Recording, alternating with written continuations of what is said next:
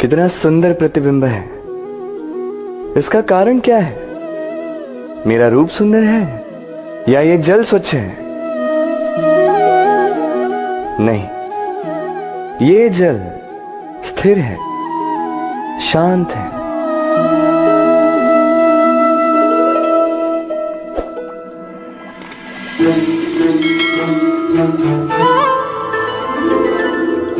अंतर देख रहे हैं आप? वही जल है, वही रूप है,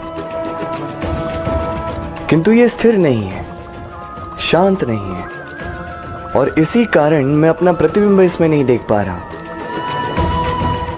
क्रोध के साथ भी यही होता है।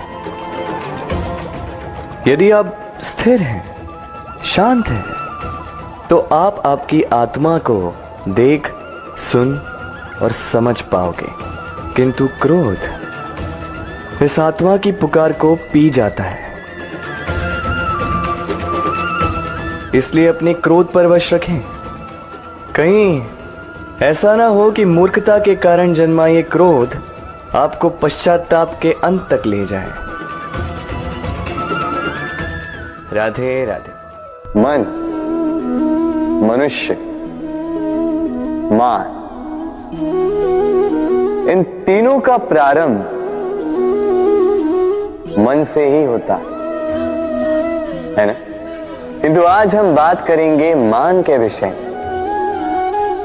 मान वो भाव है जो हमारे मन को संतुष्टि देता है।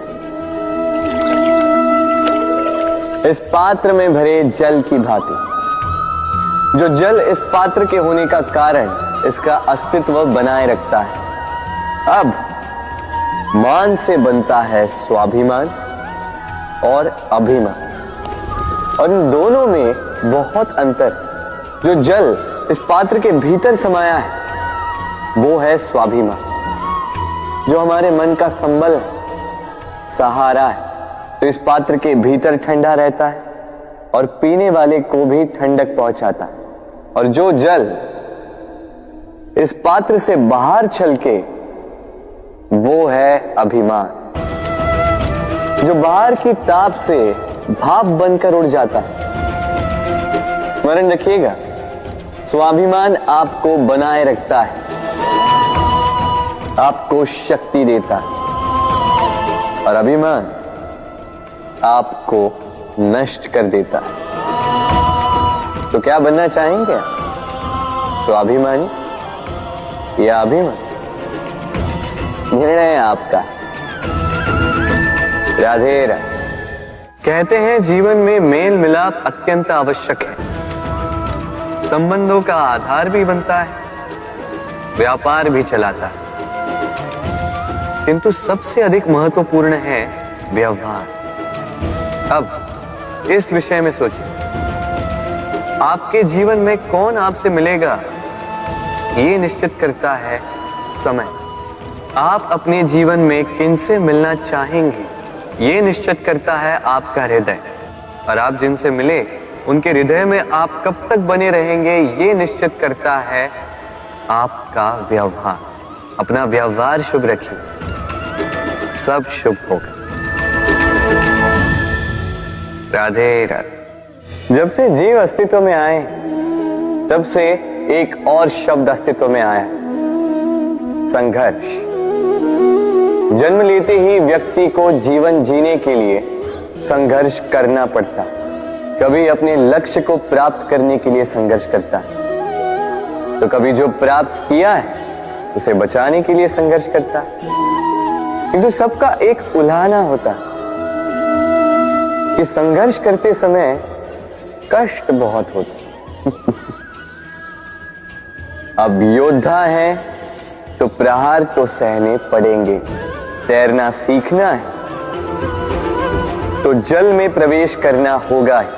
उन्हीं के पाव में छाले पड़ते हैं जो नित्य चलते हैं, और जो चलते हैं वो अपने लक्ष्य तक अवश्य पहुंचते हैं। इसलिए स्मरण रखिएगा, जीवन तभी तक है जब तक कर्म करोगे।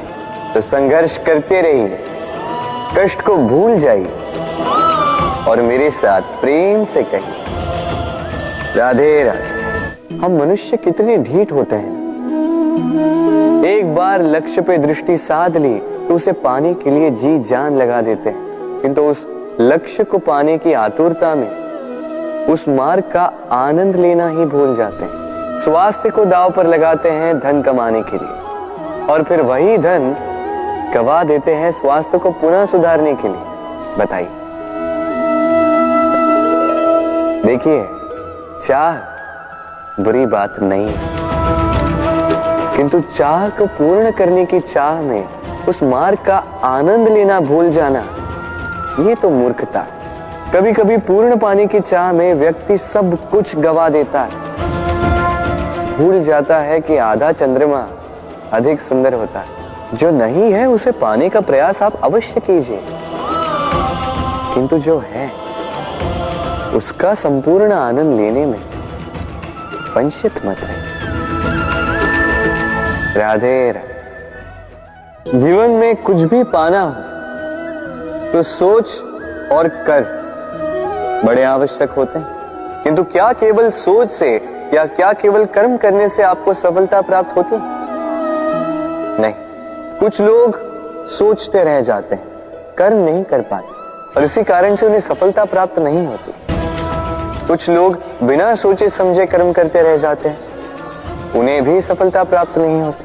स्मरण रखिएगा, वृक्ष को काटना हो तो कुल्हाड़ी के लगातार प्रहार करने के साथ ही कुल्हाड़ी किस दिशा में मारी जानी चाहिए इसका ध्यान रखना पड़ता है। सोच और कर्म, इनका ठीक से सम्मिश्रण करेंगे तो अवश्य ही सफलता मिलेगी। राधे। हम सब जीवन में स्वयं के लिए सर्वश्रेष्ठ ही सोचते हैं, सबसे अच्छी सुविधा पाना चाहते हैं, सबसे अधिक सम्मान पाना चाहते हैं, परंतु क्या सबके लिए ये पाना संभव है? हाँ, क्यों नहीं। बस बाधा है समय।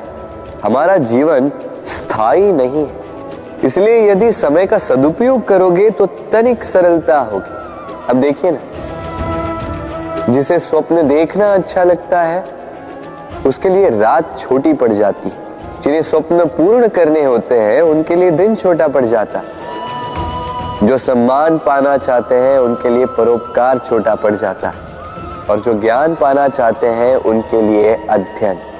जीवन में लक्ष्य को पाना हो तो समय का प्रबंधन ठीक होना ही चाहिए। स्मरण रखिएगा। राधे राधे। व्यक्ति किसी और वस्तु या भाव से परिचित हो ना हो, भय और भविष्य दोनों ही व्यक्ति के मन में सदैव रहते हैं, जिनका अस्तित्व व्यक्ति के अस्तित्व पे भारी रहता है। विचित्र है ना? वह वो है जिसे आप नहीं जानते, जो अनजान है, और इसी कारण आपको भय लगता है कि ना जाने क्या होगा। भविष्य वो है जो अब तक घटा ही नहीं, तो जो घटा ही नहीं उसके विषय में चिंता क्यों? आपके हाथ में है वर्तमान। वर्तमान के कर्म सत्य मन से कीजिए और सोचिए ये कि अपने कर्मों को और कितनी श्रेष्ठता से किया जा सकता है। इसलिए आप विश्वास कीजिए, यदि वर्तमान के कर्मों को आप सत्य मन से करोगे तो भय स्वयं ही निकल जाएगा और भविष्य का फल अवश्य ही मीठा होगा। इसलिए भय और भविष्य से डरना छोड़ दीजिए, इस वर्तमान को जी। राधे राधे। अक्सर आपके बड़े बूढ़ों ने आपसे कहा होगा कि ये संसार दुख का मूल है और ईश्वर भक्ति उस दोष से दूर जाने का मार्ग है।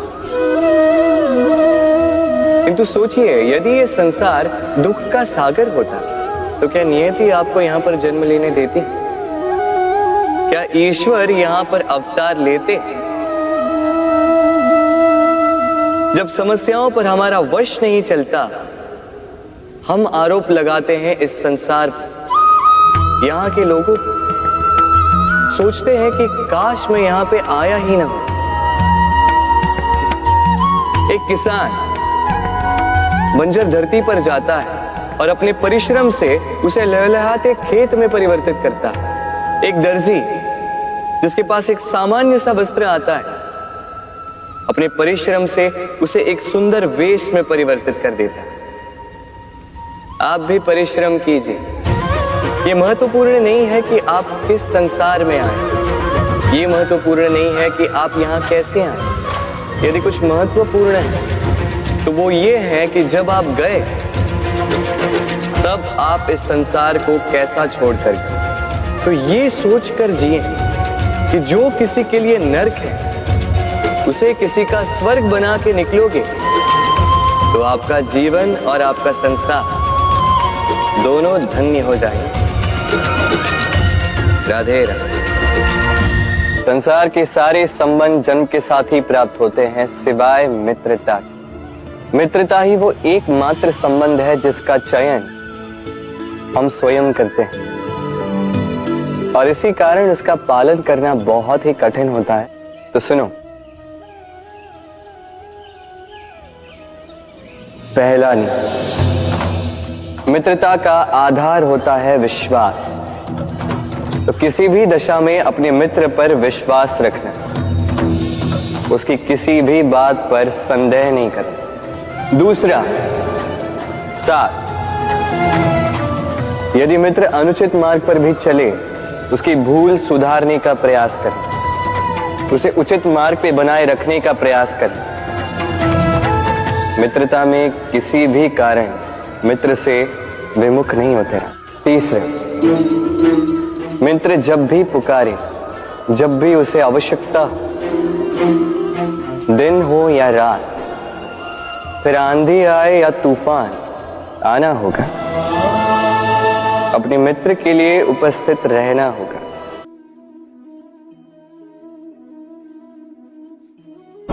सूर्य का ताप कितना प्रखर होता है, सारी वनस्पतियों को सुखा देता है। तालाब हो, सरोवर हो, नदियां हो, सभी सूख जाते हैं। किंतु कभी आपने सुना है सूर्य के ताप से समुद्र सूख गया? ऐसा कभी नहीं होता। और यही छिपी है एक अमूल्य जीवन की सीख। समुद्र की भांति स्वयं को धैर्यशील बना दोगे, स्वयं में वो संयम लाओगे, तो कठिनाइयों की धूप आपको कुछ नहीं कर सकती। आपसे वो भाप निकलकर एक मेघ बन जाएगा जो जाके सूरज को ढक देगा और फिर होगी केवल सफलता की वर्षा।